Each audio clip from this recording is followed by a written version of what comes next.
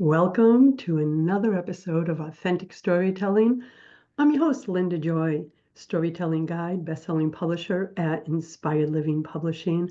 I'm passionate about bringing you women's stories of inspiration, transformation that will really inspire, empower, and transform you to believe that anytime you can create a new story for yourself. In every episode of Authentic Storytelling, you'll meet empowered women who share the wisdom, lesson, and transformation they experience writing their sacred soul story. Through each woman's soulful and beautiful conversation, you'll discover how those lessons can empower you to rewrite the stories you're telling yourself so you can craft a new one that aligns with your highest truth. As always, I love to open with a quote from my guest. And today's quote is from Efrat Shokef's story called A Bouquet of White Flowers. And I want you to, just take this in for a moment. Every so often, those who challenge us the most are part of a written invitation and are actually the ones who greatly love us. And we'll talk about that more, but I want to take a moment to introduce you to Efrat Shokef. Efrat walks the knowing that everything is possible if we follow our intuition and listen to the signs the universe graciously offers us.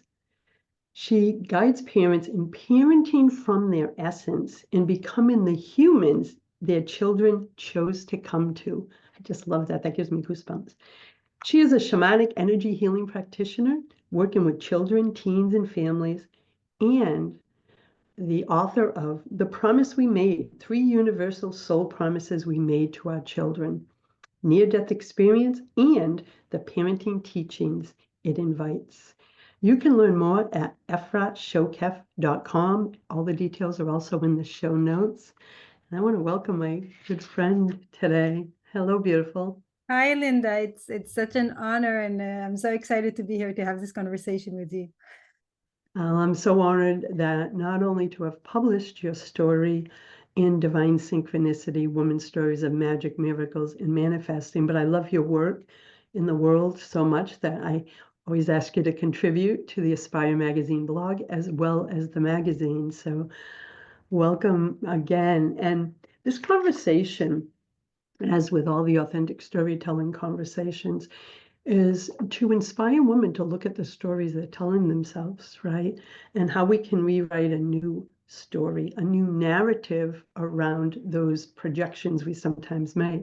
And in your quote, which really speaks to me, because we all have someone or have experienced it in the past, someone who challenges us, right, on a spiritual, emotional level. And we're like, darn, what is this about? But the way you frame it and your beautiful story, A Bouquet of White Flowers, helps us see that really those challenges are there to heal parts of ourselves, to bring us to our highest level of being.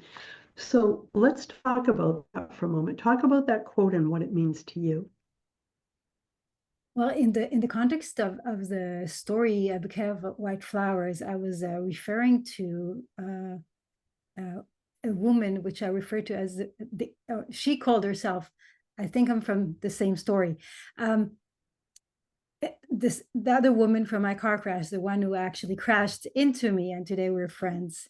And in the story, it was an opportunity to work, I think, with the details and the meaning of this meeting to me, because you think, wow, that woman crashed into you, you're supposed to hate her or definitely not be good friends with her, right? It's not the natural response. But as I share in the story in the book, and there's so many beautiful stories in this book, so I truly think that every woman who's a bit open to intuition and divine synchronicity it's a must read, in my perspective. I'm not objective, but that's my feeling. In the story, it feels to me like an invitation, and it wasn't the woman who challenged me, it was a situation of our meeting. She was gifting me with an opportunity to become. But if I think about also my broader work and, our lives, we always have people that challenge us. And in my line of work, it's the kids, the children, our children bring us the biggest invitations, nudges, triggers, that invite us to grow, that invite us to become, and we can explore them, observe them, and be, or we can resist it and just tell them, okay, bring me a bigger challenge. So I think that when we open to that perspective of who and what the invitation is, so much beauty can unfold. And your story so beautifully captured, and something else just dropped in. I used to say, she is triggering me, he is triggering me. I'm 63 now, so I navigated a lot of life like that, right? And then I realized no one can trigger me unless the button is there, which Exactly. means there's something within me that needs healing, or transformation. So really, when we are being triggered, it's an invitation to like look in the mirror and go, oh, what is it within me that I am feeling this anger, this sadness, this whatever it may be? That was life-changing for me. And in your story, we won't go into the full story, but in your story, the critical part I want everyone to know is Efrat was in an auto accident and had a near-death experience. This person, this woman, which is written about in A Bouquet of White Flowers, re-entered her life, and they got to meet. And that's go from there, just that short thing about the invitation and her comment, because you could have reacted to her in a multitude of ways. And so, Yeah, in that, we crashed into one another. That's first meeting. Second meeting, about a year later, almost exactly like a few days before the yearly date, which we celebrate as a birthday. I walk into the mall and she's there, and she's coming out of the changing room in a clothing store, and she's saying, "I think we're from the same story." And that was a very emotional, confused meeting. Um, we went on our way. That was a truly divine synchronicity, because everything, as I share in the book, it was orchestrated that we would meet again and start seeing each other as humans, not just that one woman who hit me in the car crash and more. We met again, and then but I constantly carried a knowing within me that the meeting was not enough. It's not just the invitation in the synchronicity, it's the action required yeah. following. So I initiated a meeting with her. And in that meeting, that profound moment of knowing that we know each other, not as Efrat and the other woman from the story, with our closing for this lifetime, we know each other as souls who deeply, deeply, that profound divine love we have for one another, and that understanding that she crashed into me in our human literal. She gave me the biggest gift and hug and embrace in our soul connection. I felt that in the story. I felt that um, in your writing of and the way you so beautifully expressed it. And I really think that's the key takeaway from your story. The key theme of life lesson is opening ourselves to seeing us and each other as more than just the human form, right? And this beautiful unfolding that happened between each of you, because think of it's just like life, right? You each had your own story within that auto accident and near-death experience for you. She was carrying her story, her pain, her wounds. You were carrying yours, and then you came together and merged and saw each other as souls, both of you hurting in different ways. And then the healing that happened, I got emotional reading your story and many stories, but I can remember the details of yours because of of the fact that, you weren't here, almost not here. So that's such a beautiful life lesson that you shared in that story, to see each other beyond the human clothing that we wear to exist.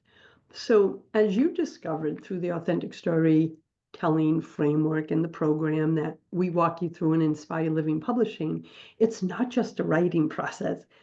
It is a invitation to use storytelling as a healing and transformational tool. So how did writing your soul story for the Divine Synchronicity book help heal, empower, or inspire you on your personal journey?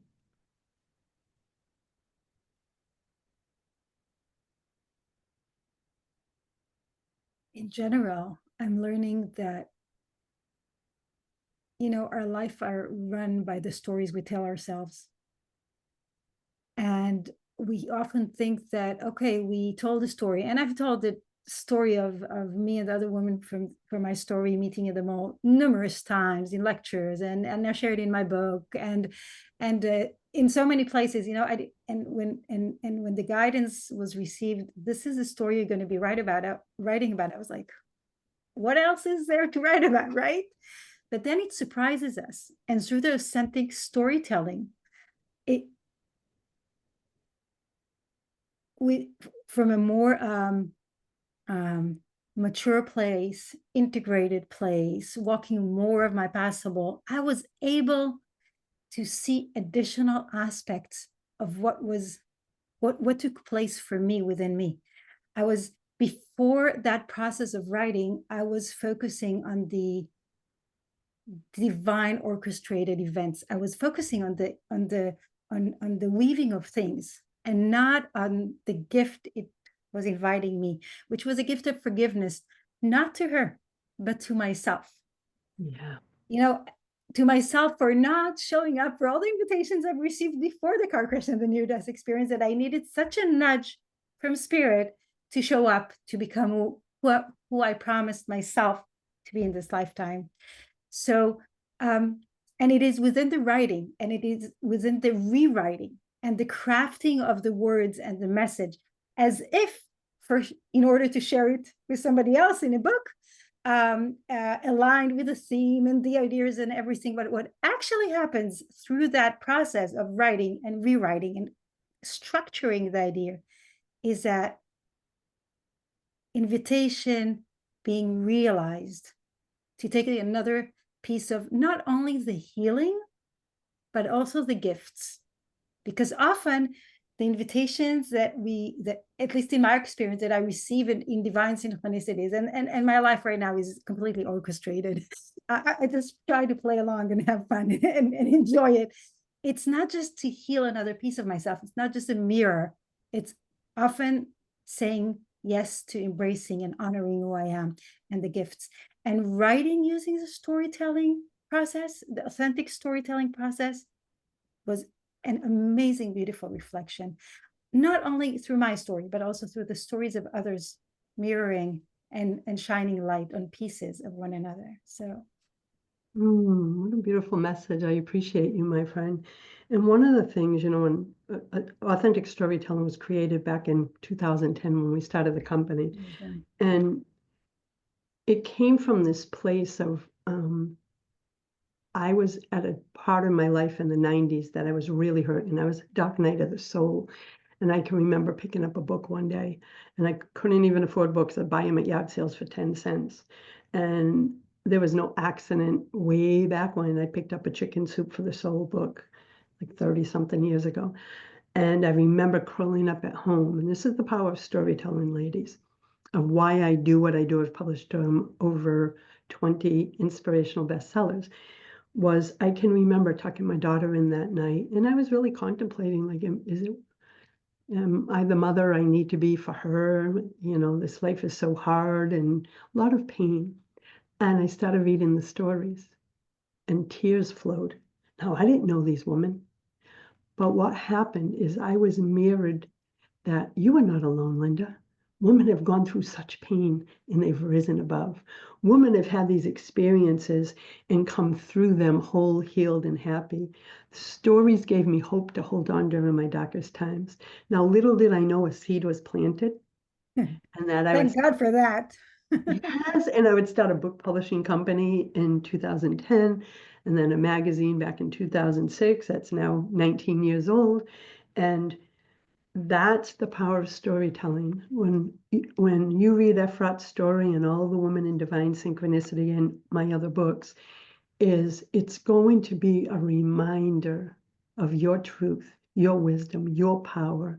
And it takes a brave and courageous woman to go through the authentic storytelling process. So I honor you and thank you for sharing your wisdom with with our readers, our global readership, because there's one woman right now who's curled up with that book and she's having a going through a dark time, and she's going to say, thank you, Efrat, for reminding me. Thank you. And that's the whole purpose of this video series also. So I have another question for you, because authentic storytelling is about diving deeper into the stories we tell ourselves. Like you said, you've shared that story numerous times. But the stories we tell ourselves, in the way we can recraft that experience, allows us to break free of limiting thoughts, beliefs, etc., and rewrite that story from a more empowered perspective instead of the victim perspective, right? And I want to know, as we start to come to a close for our conversation, what's the wisdom, sacred reminder, or piece of inspiration that you want to share with our readers? What comes from your heart, my friend? Just take a deep breath. And both when reading our stories, the stories we share in this book, and when reading any story, and especially when talking to yourself about your own story, and even more so when writing, and even send a prayer to the universe, allowing you to take one step beyond. Like when we step in our perspective on things, and when we look at things, at the literal, at the emotional, at our thoughts from a greater perspective of our journey and our path and what we want, and where we intentionally want to be leading ourselves or our families, things shift. Stories can shift. Our energy can shift. And stories are such a powerful tool within that. So just anyone listening to us, I would just embrace your story and then start playing with it, and know that energetically, even if things happened in a certain way, and your memory will not change what happened, but you can change the energy, how it affects you, how you lead your life. And the authentic storytelling is such a powerful method for doing that process, for doing that invitation. So thank you, Linda. Thank you so much. You're welcome. And something you just said, I'll just circle back on. It's the stories we tell ourselves when we're alone. We label ourselves because of our experiences, and we craft a story of unworthiness based on our experiences. And many of you, if you've been following me a long time, I'm a former welfare mom, runaway high school dropout. And for many years, decades actually, I believed that they were my labels. And then my expectations of how I should live my life could never bypass those labels. And because that was the story I told myself. And then one day, probably about 30 years ago, I said, no, those labels are not the truth of who I am. Those are experiences I had, but again, not the truth of who I am. And they helped mold me into the woman I am today, because I chose to change the narrative I was telling myself. And that's really what you were just beautifully encapsulating. And so I want to come full circle and recap. I invite everyone, please read Efrat's story. a Bouquet of White Flowers in Divine Synchronicity, Women's Stories of Magic, Miracles, and Manifesting. The links are down below in the show notes. Please visit her website at efratshokef.com. Again, the link's right down below. Learn more about the empowering work she's doing with children, teens, and families. The world needs this light, my friend, and I'm so grateful that you shared your light with us today. So thank you. Thank you, Linda. Blessings, everyone.